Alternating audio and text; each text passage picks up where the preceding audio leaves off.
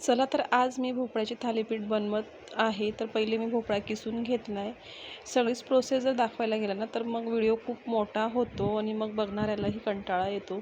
इथे आता मी घरातले आपले जे बेसिक मसाले असतात ते सगळे मी यात टाकून घेतलेले आहेत। त्यातच मी आता बेसन पीठ, बाजरीचं पीठ आणि गव्हाचं पीठ, बेसन पीठ हे अर्धी वाटी, 1 वाटी बाजरीचं पीठ आणि 1.5 वाटी गव्हाचं पीठ असं मी प्रमाण घेतलेलं आहे। घाई करायला गेलं की मग असं काहीतरी वाढवा होतं। इकडे मी आता 2 ते 3 चमचे तीळ टाकलेली आहे। तीळ टाकून टेस्ट छान येते।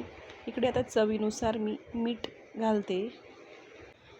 आता हे सगळं व्यवस्थित हाताने एकजीव करून घ्यायचं आहे। पाण्याची गरज वाटली तरच वरून पाणी घाला, नाहीतर भोपळ्याला ऑलरेडी पाणी सुटलेलं असतं। पण मला पातळ लागतं त्याच्यामुळे मी पाणी वरून टाकलेलं आहे। आता इकडे मी तव्यावर तेल टाकून घेते। तेल व्यवस्थित पसरवून घेते, नाहीतर मग ते एकाच बाजूला जातं। इकडे मी आता हाताला थोडंसं पाणी लावून असा गोळा तव्यावर टाकून घेते। मला डायरेक्टली तव्यावरच थापायला आवडतात। बरेच जण असे कापड घेऊन त्याच्यावर थापतात आणि मग तव्यावर टाकतात। मला असं वाटतं त्याच्यात जास्तच वेळ जातो आणि मी तव्यावर जरी टाकले तरी छान असे बारीकच थालीपीठ थापले जातात। तुम्ही इथे बघू शकता छान असे झालेले आहेत। दोघी साईड छान खरपूस होईपर्यंत भाजून घ्यायचं आहे। तुम्ही इकडे बघू शकता एक साईड छान अशी लालसर झालेली आहे, दुसरी बाजू देखील मी अशीच भाजून घेईल। तर इकडे दोघी बाजू छान भाजून झालेल्या आहेत। मस्त असं खमंग थालीपीठ तयार झालेलं आहे।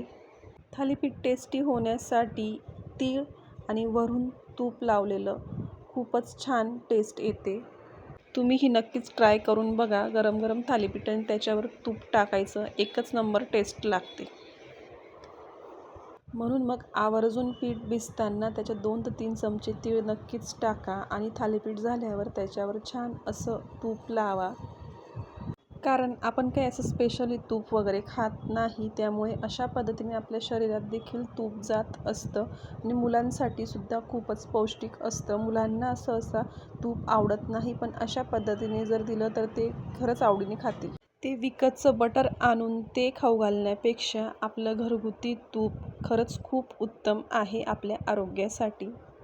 कसा वाटला मग व्हिडिओ तुम्हाला?